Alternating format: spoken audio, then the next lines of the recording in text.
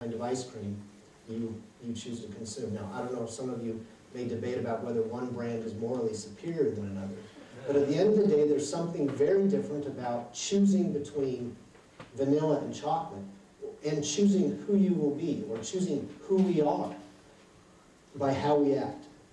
Second Nephi teaches that our moral agency, that our status as free beings only exists because a moral commandment is given, and we're given the alternative to obey or disobey that commandment.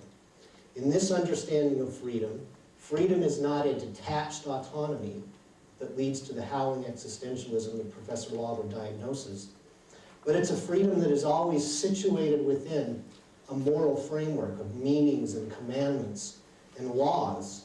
And those meanings and those commandments and those laws refer to the individuals that comprise the community in which we are born and in which we live. So freedom is thus understood not as detachment from anything that will constrain us, but instead as moral agency situated within the context of a law and a community that imposes obligations, relationships, and alternatives to us about how we'll act in the face of other people. So freedom, properly understood, is doubly situated, as opposed to the autonomy that ultimately leads to detachment and loneliness. It's situated within a moral law, and it's situated within a concrete community or family or set of civic attachments that impose obligations on us as well as opportunities for us to act. That is what our free agency consists in. The alternatives that are presented to us by a world in which we're born and we didn't make, and by a set of moral commands or moral laws that are given to us by those who are in authority. In our case, we look to authorities both who draw their authority from faith or from revelation, as well as those who draw authority from the responsible exercise of reason, and point out to us what it is that will make our lives better, our communities better, and will help us to find our dignity in the way that we react or respond to the circumstances in which we're born. So dignity, which most universities don't teach, consists not in getting breast enhancements or otherwise altering your appearance through plastic surgery, but in how you respond to the moral law that is given to you by those who are in authority. And by those who are in authority, I don't mean the man. I mean those who draw their authority from revelation and those who draw their authority from the responsible use of reason. There's no escaping, as Professor Lawler pointed out, that power is real.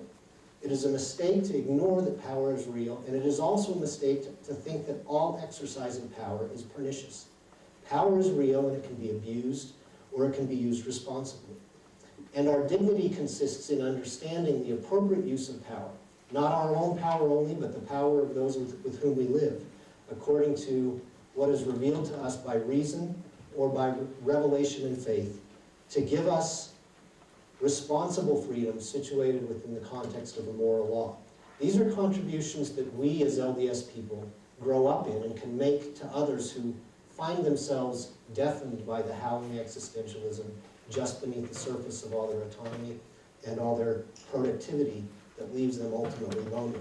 That's the role of this university, and it's the role that a university can play when it properly understands its role, to give people not only the power to be productive, but the capacity to understand their freedom as something other than simply to be autonomous, to be free of attachments with anyone else, but instead to be moral agents, born in a community, and given a moral framework that allows us to act in relation to other people. That is where our dignity adheres, and that is what the university can and hopefully does do, to teach students and to teach people those principles so that they know how to deal with their free agency, or in other words, their moral responsibility in the face of other people and in the face of other laws. Now, if I could end with just one challenge to Professor Lawler, and that is that I think while he properly diagnoses a lot of the problems in this freedom and autonomy, he also probably should attend to the problem of how the state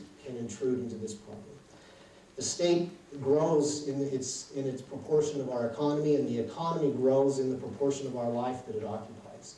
And increasingly, I don't mean this in the narrow political sense of which party you should vote for, because under either administrations of the Democratic Party or administrations of the Republican Party, the state occupies a greater role.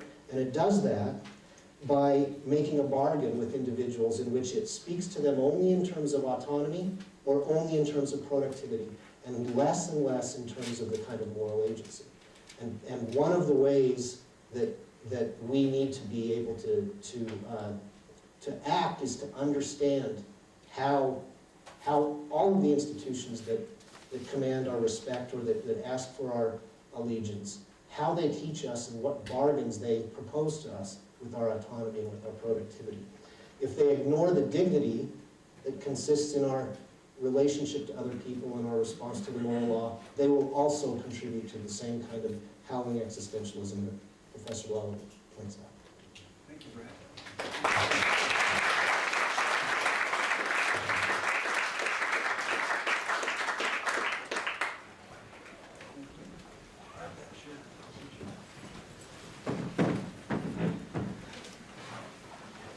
Those who must or choose to leave are free to do so. It's a free country, as